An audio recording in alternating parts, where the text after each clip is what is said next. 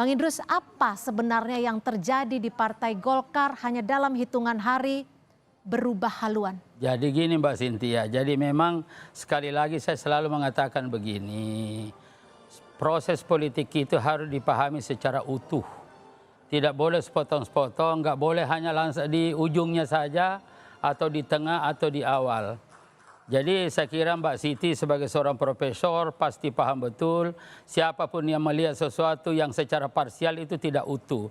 Jadi kalau hanya melihat pada ujung 1 hari 2 hari, waduh kayak hebat banget. Padahal Golkar ya di dalam mempersiapkan kadernya untuk distribusi posisi dan peran itu panjang. Termasuk ini misalkan Mbak Airin. Mbak Airin ini dari awal 2-3 tahun yang lalu kita sudah berikan penugasan.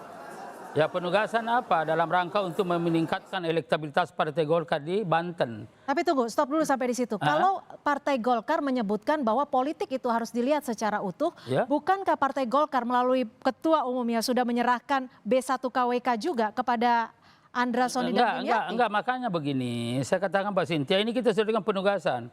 Bahkan pada waktu itu Airin juga sudah menjadi caleg dan ternyata mendapat suara yang terbesar di Banten. Nah ini kata ketua umum tadi, ini agak kelakar dikit, tetapi saya kira punya makna Mbak Siti, Prof.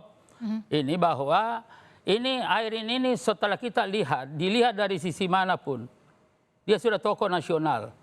Ya PP, KPPG. Ya, di tokoh nasional. Jadi merupakan pimpinan pusat di perempuan di Partai Golkar. Kemudian dari sisi elektabilitas luar biasa. Peran-perannya juga luar biasa, penampilannya luar biasa. Jadi kata ketua umum tadi sebagai pengantar bahwa ini barang bagus. Ya barang bagus itu pasti kita agak susah. Kalau barang bagus Bang Idrus, kenapa tidak didukung dari awal? Nah karena itu Partai Golkar kan punya cita-cita juga dalam rangka distribusi. Artinya tidak komitmen dong? Bukan. Distribusi posisi itu harus ada kesamaan. Jadi kadernya memang kita harus tanya mau kemana, tetapi kita juga DPP itu selalu berpikir bagaimana distribusi posisi kader, peran, apakah masih misalkan di Tangsel, apakah misalkan di Banten, atau justru di tingkat nasional. Ketika di tingkat nasional, apakah misalkan di eksekutif, ataukah di legislatif. Dan Airin semua memungkinkan peran itu. Gitu loh. Jadi artinya, bisa di legislatif dengan suara terbesar, siapapun yang punya suara terbesar kita prioritaskan untuk dapat posisi di situ. Dan juga sangat memungkinkan sebagai kader perempuan, ya katakanlah berapa persen yang kita harus utus ke sana, memungkinkan juga di kabinet.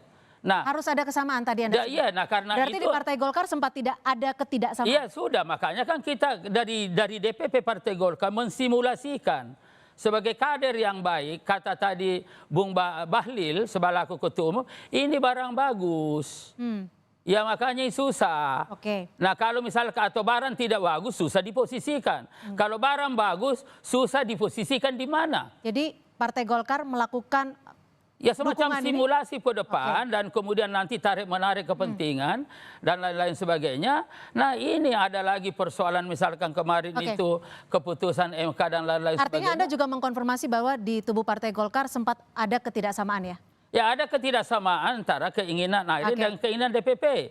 Tetapi ini menyangkut masalah distribusi posisi dan peran ke depan. Kenapa? Karena Airin ini adalah kader baik. Kalau kata Bung Bahlil selaku ketua umum, ini barang bagus. Kami tangkap sampai di situ. Saya ke